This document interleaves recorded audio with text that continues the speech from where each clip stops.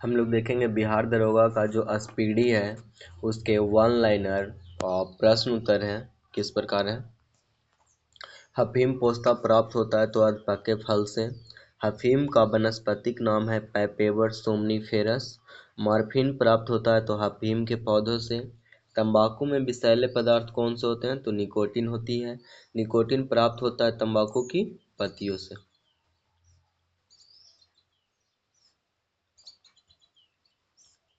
Coffee में उत्तेजित पदार्थ होता है तो कैफीन होता है। कैफीन प्राप्त होता है कॉफी की बीजों से।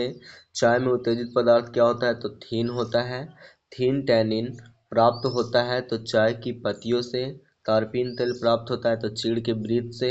सबसे छोटा गुणसूत्र होता है किस में तो शैवाल में।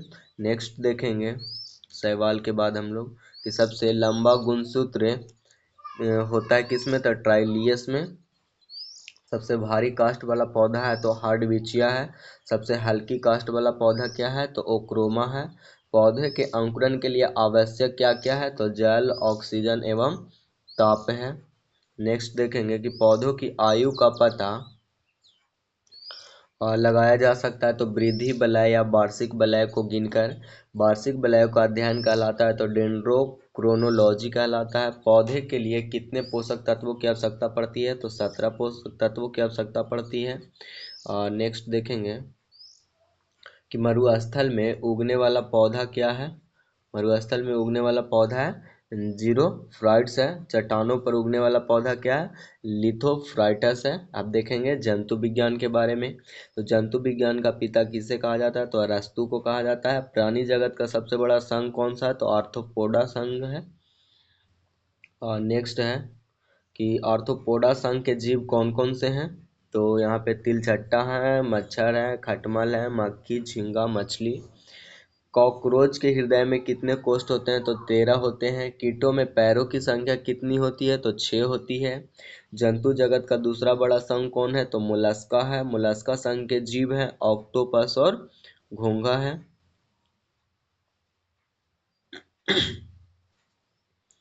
और नेक्स्ट है कि ऑक्टोपस क्या है तो ऑक्टोपस एक मृदु कवची मुलस्क है। मुलस्का संघ के जीव में श्वसन होता है तो किसके द्वारा गिल्स द्वारा, जैसे मछली हो गया। मुलस्का संघ में उत्सर्जन है तो ब्रीको के द्वारा होता है। प्रोटोजोआ संघ के जीव होते हैं तो एक कोशिकीय होते हैं। प्रोटोजोआ का नाम दिया था किसने गोल्डफस ने। प्रोटोजोआ संघ के जीव कौन कौन है तो अमीबा है, यूग्लिना है, उनके बाद पैरामीशियम है, पेरीफेरा। ठीक है। पेरीफेरा संघ के जीव कौन है तो साइकॉन स्पंज है। पोरीफेरा संघ के जीव कहलाते हैं तो स्पंज कहलाते हैं। एनिलीडा संघ के जीव कौन कौन है तो केचुआ है, जोक है। केचुआ में होती है तो 4 जोड़ी हृदय होती है। एनिलीडा संघ के जीवों में श्वसन होती है किसके द्वारा तो त्वचा के द्वारा होती है। अब हम लोग नेक्स्ट देखेंगे तो नेक्स्ट में क्या है कि एकाइनो डर्मेटा जीव है कौन कौन है तो जेली फिश है, तारा मछली, ब्रिटिल स्टार। सेलिंड्रेटा संघ के जीव हैं कौन कौन है तो हाइड्रा है, मूंगा है। हाइड्रा की खोज किसने की थी तो ल्यूवेन हॉक ने किया था। एम्फीबिया वर्ग का प्राणी होते हैं तो क्या होते हैं उभयचर होते हैं। उभयचर का अर्थ होता है जल तथा स्थल दोनों में रहने वाले प्राणी। जैसे कि मेढक क्या होता है ना कि दोनों जगह पे रह लेता है। मेढक के हृदय में कितने कक्ष होते हैं तो 3 कक्ष होते हैं। पक्षी का हृदय में होता है तो 4 प्रकोष्ठ होता है। एंटमोलॉजी अध्ययन होता है तो कीटों का होता है। पक्षियों का अध्ययन है तो ऑर्निथोलॉजी है। पृथ्वी पर सबसे ऊंचा एवं विशालतम जीवित पक्षी कौन कौन है तो शुतुरमुर्ग अफ्रीका में पाया जाता है। नेक्स्ट है कि विश्व का दूसरा विशाल पक्षी कौन है तो एमू है, एमू। सबसे छोटा पक्षी कौन है तो हमिंग बर्ड है। स्तनधारियों का मूलभूत लक्षण क्या है तो डायफ्राम है। स्तनधारियों के हृदय में होते हैं तो 4 कक्ष होते हैं। स्तनधारियों में श्वसन होता है तो फेफड़ा द्वारा होता है। सबसे बड़ा स्तनधारी है तो ब्लू नीला व्हेल है। सबसे छोटा स्तनधारी कौन सा है तो सबसे छोटा स्तनधारी छछूंदर है। सबसे लंबा स्तनधारी कौन है तो जिराफ है। डॉल्फिन वर्गीकृत किए जाते हैं तो स्तनी में। सबसे बड़ा अकशेरुकी है तो स्क्विड है। अंडा देने वाला एकमात्र स्तनधारी कौन है तो डक बिल्ड प्लेटिपस है। सबसे बड़ा स्थलीय जंतु कौन है? तो अफ्रीकी हाथी है। सॉरी, कौन है? अफ्रीकी हाथी है। सरीसृप वर्ग के जीव कौन है? तो छिपकली, कछुआ, मगरमच्छ, सांप, गिरगिट। सामान्यतः सरीसृप का हृदय होता है तो तीन कछिए, अपवाद मगरमच्छ है।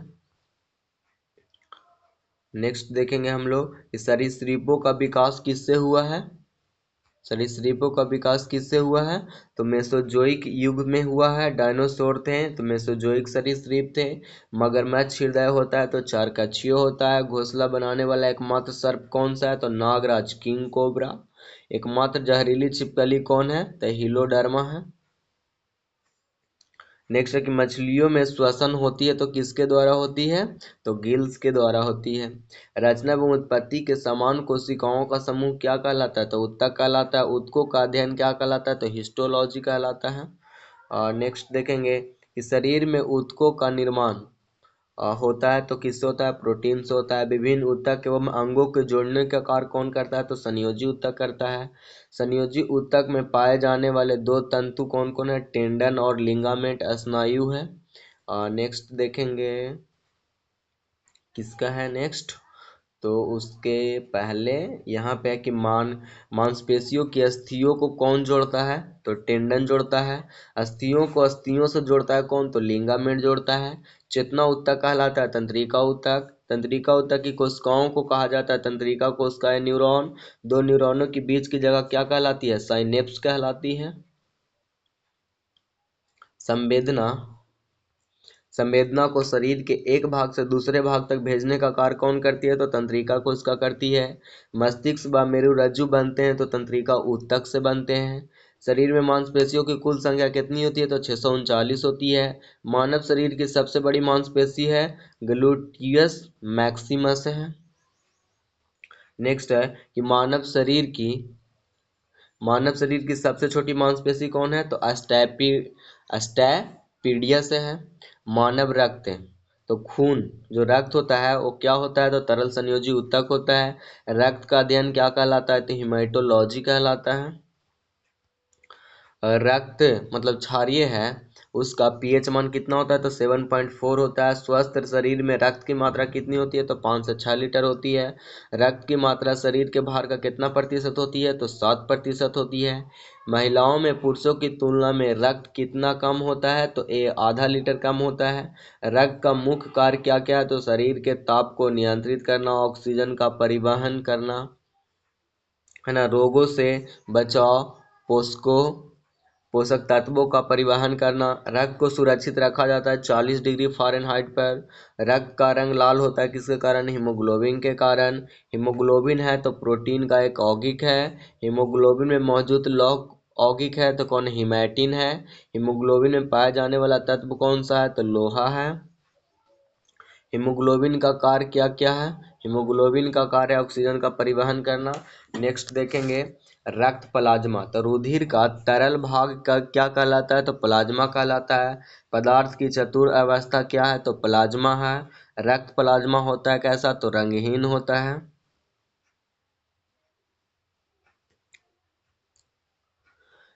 रक्त का कितना प्रतिशत भाग प्लाज्मा होता है? तो 55, 55%। प्लाज्मा में जल का प्रतिशत होता है तो 90%। पचे हुए भोजन का संवहन कौन करता है? तो प्लाज्मा करता है। फाइब्रिनोजन एल्ब्यूमिन है कहलाता है तो प्लाज्मा प्रोटीन कहलाता है। रक्त को थक्का बनने में सहायक अनिवार्य प्रोटीन कौन है? तो फाइब्रिनोजन है ना। प्लाज्मा में फाइब्रिनोजन नामक प्रोटीन निकाल देने पर शेष प्लाज्मा क्या कहलाता है? तो सेरम कहलाता है। एंटीबॉडी है तो एक प्रकार का प्रोटीन है। एंटीबॉडी पाया जाता है तो रक्त प्लाज्मा में पाया जाता है। अब नेक्स्ट पेज में हम लोग देखेंगे कि शरीर के अंदर, ठीक है, शरीर के अंदर रक्त को जमने से रोकता कौन है? तो हिपैरी नामक प्रोटीन रोकता है। अब देखेंगे रक्त पट्टिकाणु है तो रक्त पट्टिकाणु रक्त को कितने भागों में बांटा गया है? तो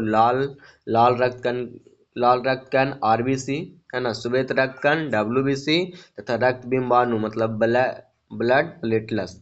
लाल रक्त कण का निर्माण किस में होता है? तो अस्थि मज्जा में होता है। लाल रक्त कण का जीवन काल कितना होता है? तो 20 से 120 दिन तक होता है। श्वेत रक्त कण का निर्माण होता है किस में होता है? तो अस्थि मज्जा, लिम्फ नोड, यकृत प्लीहा में। श्वेत रक्त कण का जीवन काल कितना होता है? तो 13 से 20 दिन तक होता है। श्वेत रक्त कण को कहा जाता है तो ल्यूकोसाइट्स कहा जाता है।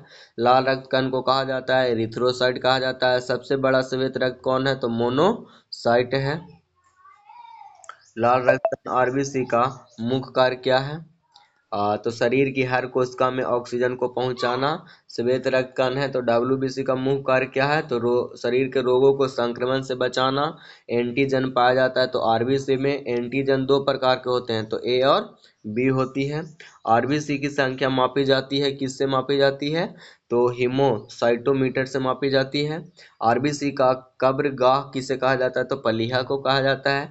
ब्लड बैंक कहा जाता है तो प्लीहा को कहा जाता है। रक्त के थक्का बढ़ने में सहायक होते हैं तो प्लेटलेट्स होते हैं। प्लेटलेट्स का जीवन काल कितना होता है? तो 3 से 5 दिन होता है। प्लेटलेट्स का निर्माण होता है किसमें? तो अस्थि मज्जा में होता है। प्लेटलेट्स की मृत्यु होती है तो प्लीहा में होती है। खून थक्का नहीं जमता है तो हीमोफीलिया रोग में खून थक्का नहीं जमता है। रक्त थक्का बनने में सहायक विटामिन कौन सा है? तो के है। लाल रुधिराणु नहीं बनते हैं तो थैलेसीमिया रोग में नहीं बनता है। नेक्स्ट देखेंगे, रक्त में डब्ल्यूबीसी की अत्यधिक मात्रा में उपस्थित कौन सी मतलब उपस्थित रहती है जो कहलाती है, क्या कहलाती है? तो ल्यूकेमिया कहलाती है। अब रक्त वर्ग और समूह देखेंगे तो रक्त समूह होते हैं तो ए बी ए बी और ओ होते हैं। रक्त समूह का खोज किसने किया? कार्ल लैंड स्टीनर ने किया।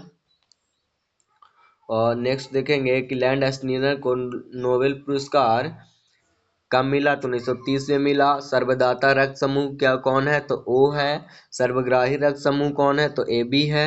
आर एच फैक्टर संबंधित है तो रक्त से। आर एच फैक्टर की खोज लैंड स्टीनर व विनार ने 1940 में रीसम बंदर में किए थे। और रक्त को शुद्ध करता कौन है? तो रक्त को शुद्ध ब्रीक करता है। उसके बाद है नेक्स्ट पॉइंट क्या है कि ब्रीक से प्रति मिनट औसत जो रक्त प्रवाह होता है कितना होता है? तो 1200 सीसी होता है।